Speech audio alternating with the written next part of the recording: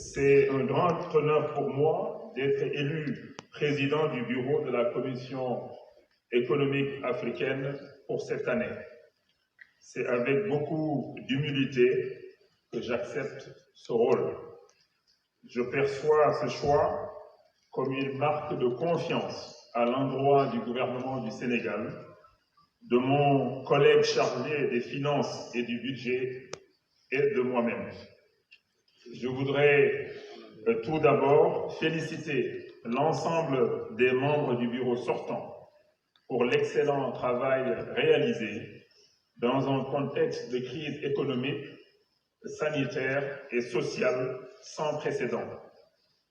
Je félicite aussi la secrétaire exécutive de la CEA et son équipe pour le travail abattu et le leadership dans la prise en charge des défis auxquels notre continent est confronté. Mes félicitations vont également à l'endroit des nouveaux membres du bureau, avec qui je m'engage à collaborer étroitement pour l'atteinte de nos objectifs communs, ainsi qu'aux équipes de la CEA qui ont travaillé sans relâche avec le gouvernement du Sénégal pour la parfaite tenue du comité des experts et des événements parallèles. Je voudrais remercier tous les participants à ce forum qui ont pu faire le déplacement à Dakar ou qui se sont connectés en ligne pour prendre part à cette conférence malgré les agendas serrés. Mesdames et messieurs, le nouveau bureau va donc entamer son mandat dans un contexte de relance de nos économies suite à la pandémie de la COVID-19, menacée aussi par la guerre en Ukraine et ses impacts sur les prix des denrées de première nécessité et ses impacts également sur les ressources énergétiques. Cette conférence statutaire annuelle nous permet de poursuivre nos réflexions sur les solutions envisagées pour faire face à ce défi. Mais d'ores et déjà, nous sommes appelés à travailler sur des mesures concrètes de notre plaidoyer commun, porté par son Excellence Macky Sall, président en exercice de l'Union africaine, qui a donné des orientations claires et précises, et nous aurons l'honneur et le privilège tout à l'heure de l'écouter revenir sur ces orientations.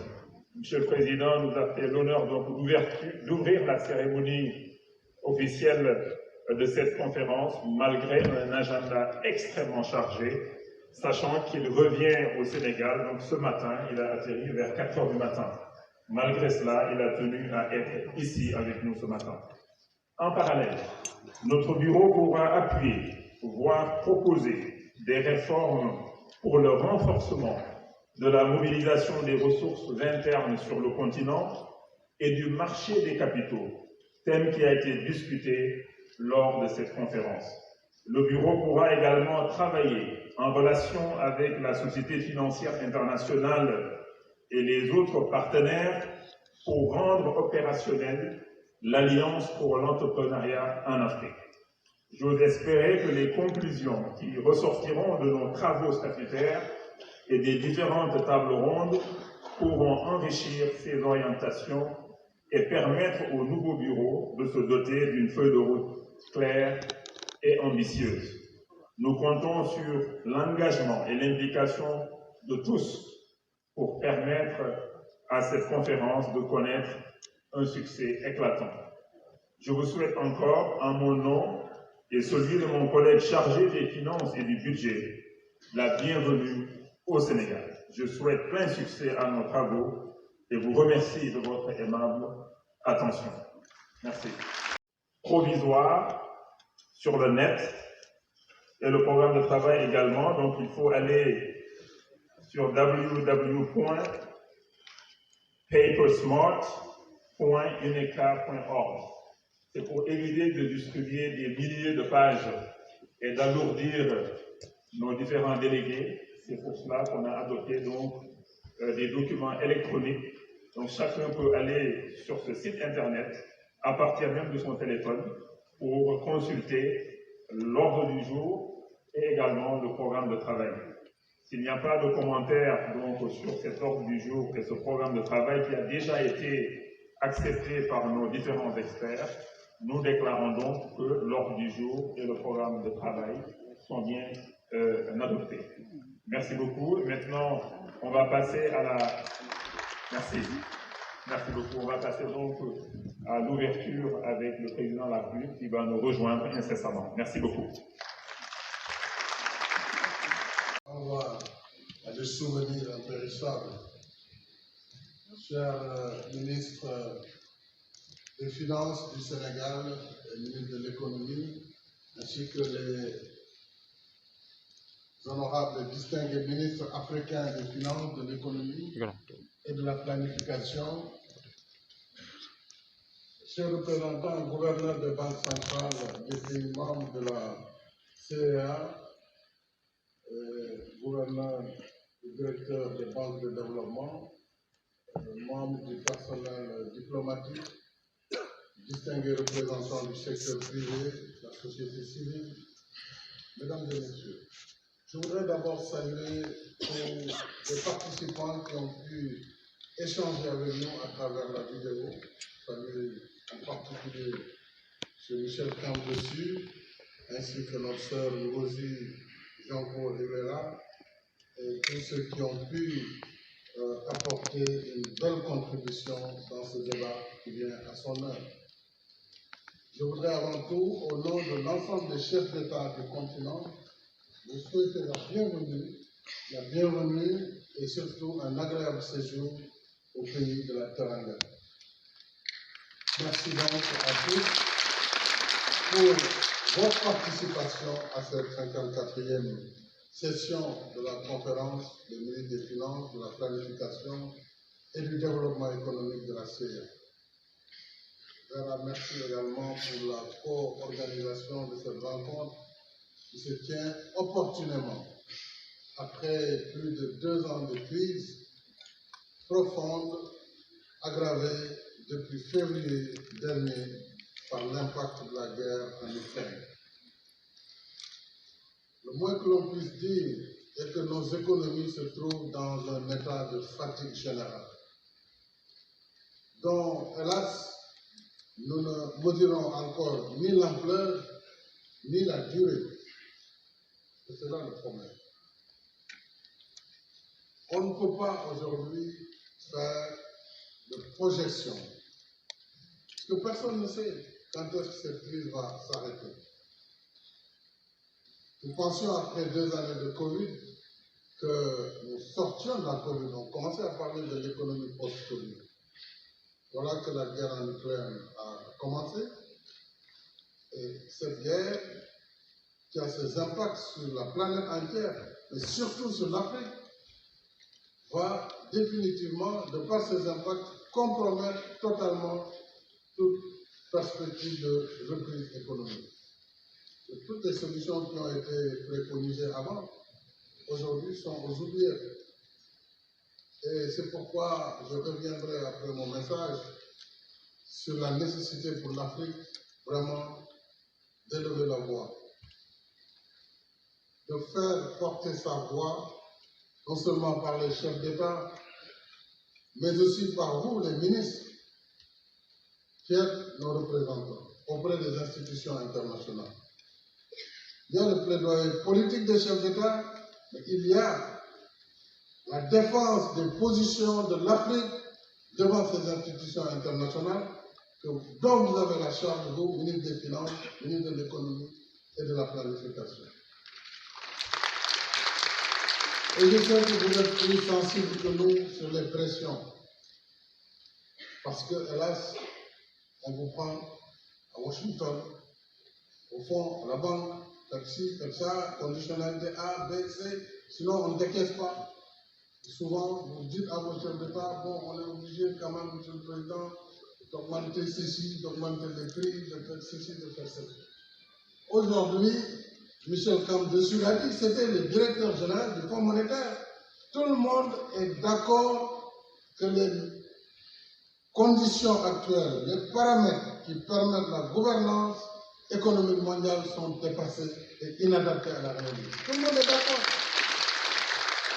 À quoi bon donc continuer à imposer à l'Afrique de respecter des cibles de déficit dans une crise aussi grave, une double crise de la Covid, de la guerre avec ses impacts sur l'Afrique, de nous dire vous ne pouvez pas dépasser un déficit de 5%, 6%. Ça n'a aucun sens aujourd'hui par rapport à la réalité de nos pays et la situation que vivent nos peuples nationaux, qui prévoit un taux de croissance atone pour l'Afrique subsaharienne en 2022. Un taux de croissance atone, cela veut dire que la richesse par habitant, rudement éprouvée, comme je l'ai dit, par l'effet conjugué de la pandémie et de la guerre en Ukraine, continuera de baisser. Et quand la richesse baisse, la pauvreté augmente. C'est automatique. Une situation qui remet en cause non seulement nos prévisions et nos planifications, mais aussi qui remet en cause la trajectoire d'émergence que nos pays avaient empruntée ces dernières années. L'Afrique a connu une belle décennie de croissance, avec des taux de croissance régulièrement plus élevés que la moyenne mondiale. Alors, les choses, nous devons nous les dire clairement, si ces conditions devaient perdurer, c'est l'atteinte même des objectifs de développement durable à l'horizon 2030 qui sera définitivement compromise. Je pense que nous avons ici deux éminentes représentantes du secrétaire général des Nations Unies. Tout le combat sur les ODD, tout ça va partir en fumée. Je sais que nous ne devons pas, malgré cette gravité et la gravité de la situation, nous ne devons pas baisser les bras. Nous n'avons d'autre choix que de continuer à rechercher les voies et moyens les plus appropriés dans l'urgence pour atténuer les effets de la crise sur nos économies et envisager la relance économique. Et c'est le sens de la rencontre de Dakar aujourd'hui sur le financement de la relance de l'Afrique par des solutions innovantes. Il faut dire que la soudaineté et la superposition des deux chocs nous obligent à sortir des schémas classiques qui ont déjà montré leurs limites, même en temps normal. C'est pourquoi nous plaidons pour l'effectivité des droits de tirage spéciaux pour nos pays. Je veux dire, et là je vais m'arrêter un peu pour revenir quand même sur ce point de détresse, parce que ce point nous a occupé pendant une année. À travers différentes conférences, à Paris d'abord au mois de mai 2022. Et depuis lors, en dehors de l'émission de DTS, on l'a dit, de 650 milliards, sur lesquels l'Afrique n'a que 33 milliards de dollars. 5%. 5%. C'est ce que nous pesons par rapport aux règles qui gouvernent le monde. Est-ce que nous pesons réellement 5% sur l'économie mondiale, sur la population mondiale, sur notre place dans le monde? Donc les règles sont injustes. Elles sont dépassées. Il faut donc qu'on ait ensemble le courage de remettre cela en cause avec ceux qui veulent progresser, qui ont un humanisme et une solidarité pour faire bouger les lignes.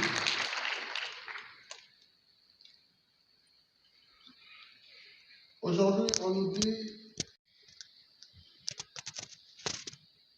je suis en train de faire un développement, mon opérateur, je souhaite qu'il s'arrête parce que je suis hors texte.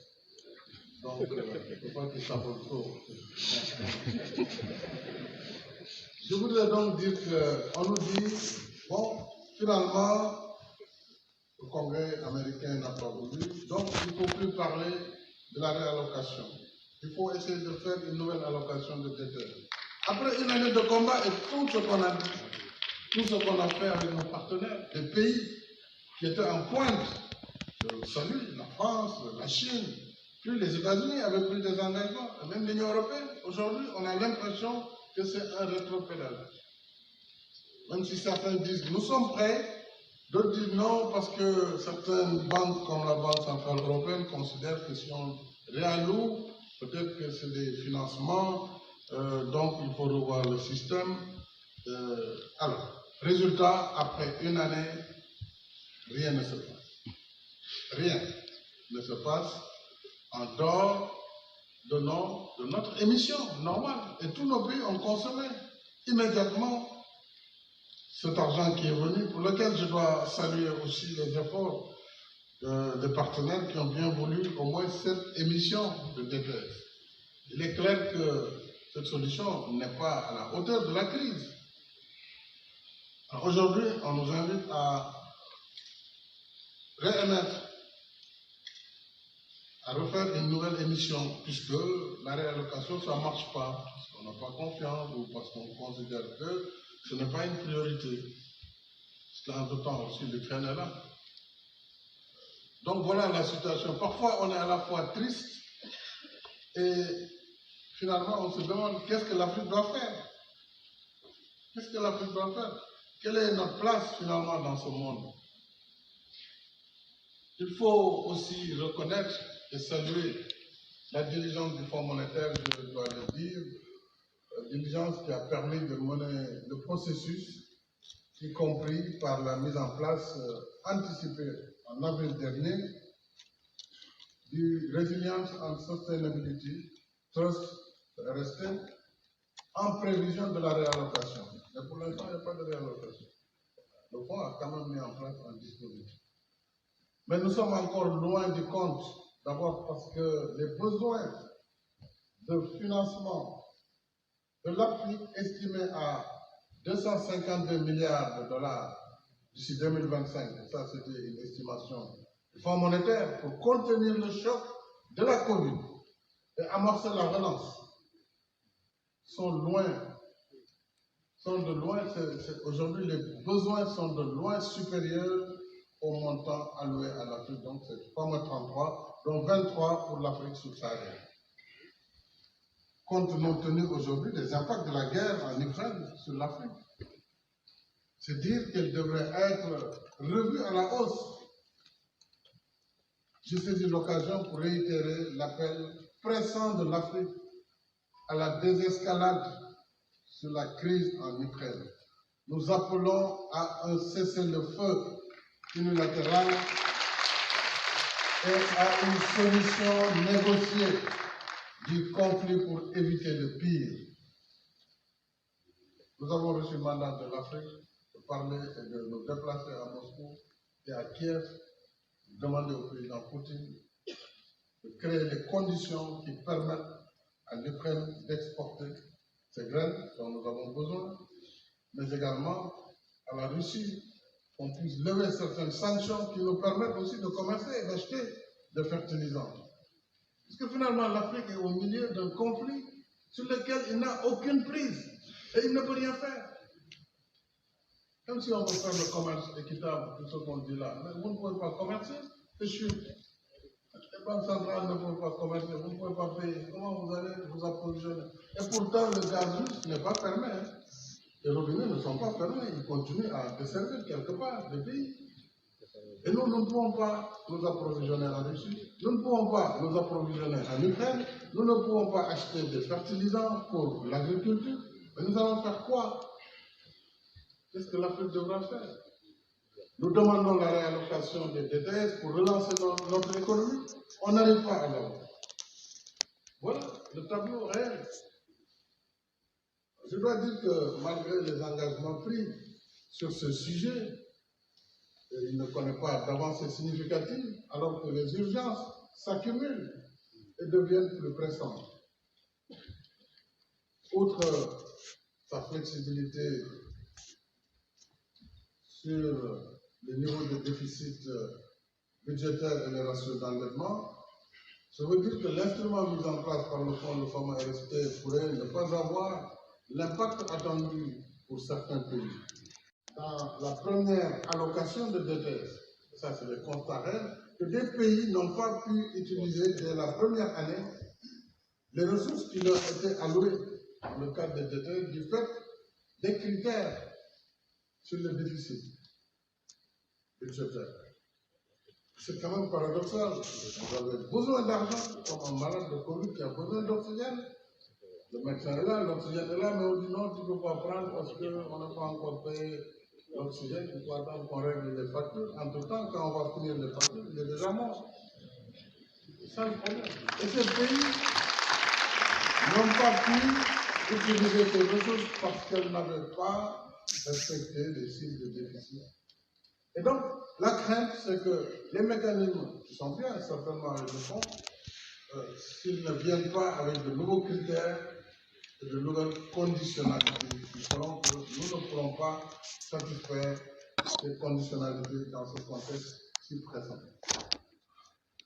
Nous voulons innover, surtout en période d'urgence, en période de pandémie, en période de crise. Il nous faut donc sortir des schémas classiques en faisant appel à des instruments n'impactant pas la dette et le déficit budgétaire.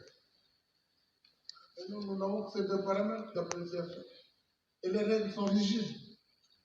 Vous n'avez pas respecté les critères, vous êtes pour ceci, vous êtes pour cela.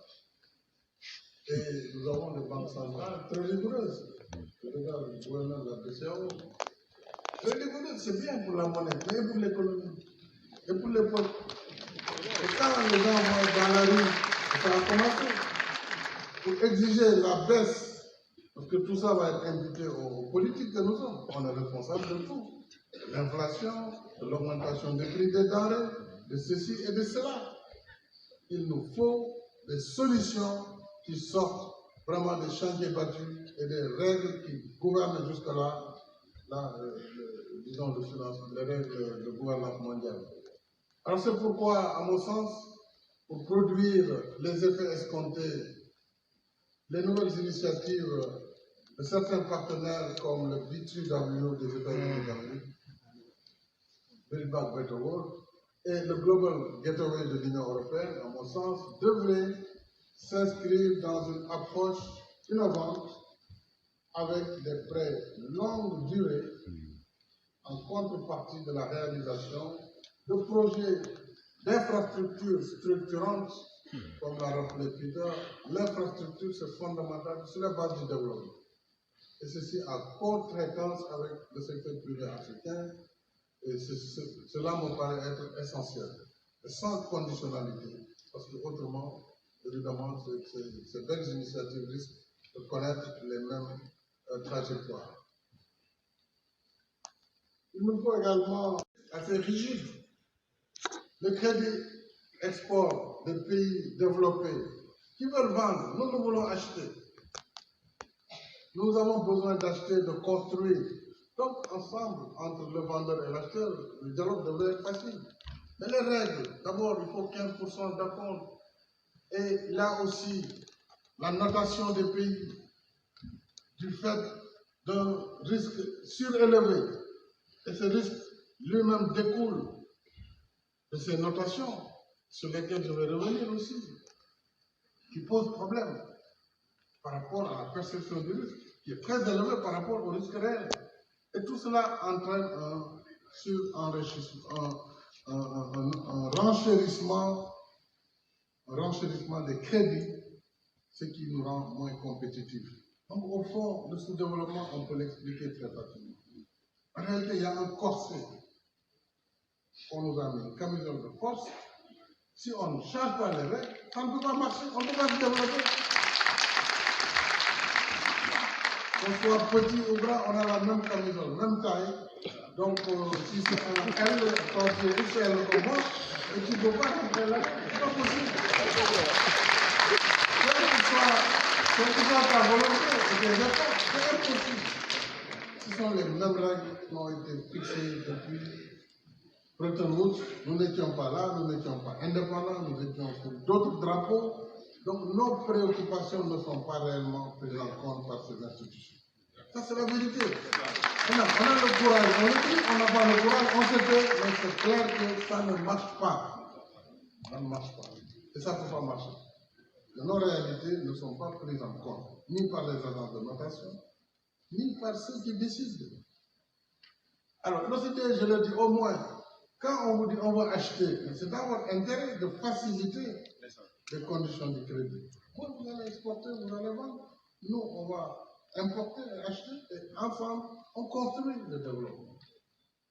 Je suis invité par l'OCDE, je serai à Paris au mois de juin, pour effectivement porter cette voie, changer avec les pays partenaires ces règles sur la durée des crédits, sur les conditions du crédit, sur les garanties qui sont exigées. Donc, avec la pérennisation de la réduction temporaire de 15% qui sont exigés aux pays qui ont des problèmes de recettes et qui ont du mal à donner ces 15%, alors qu'on aurait pu se contenter au moins pour les achats publics de 5%, de façon à ce qu'on puisse agir immédiatement et qu'on ait des durées sur 20 ans. Qu'est-ce que ça peut faire? Vous ne pouvez pas construire un chemin de fer, on vous dit vous le remboursez sur 10 ans, ça n'a pas de sens. Vous faites une centrale hydroélectrique, on vous prête sur 12 ans, ce n'est pas possible. Donc voilà la réalité. Il nous faut discuter et il faut que les assureurs acceptent, lorsque nous prenons 5% d'avance de démarrage, disons, qu'on puisse vraiment développer les crédits afin que nos pays puissent s'orienter vers la construction de leur développement.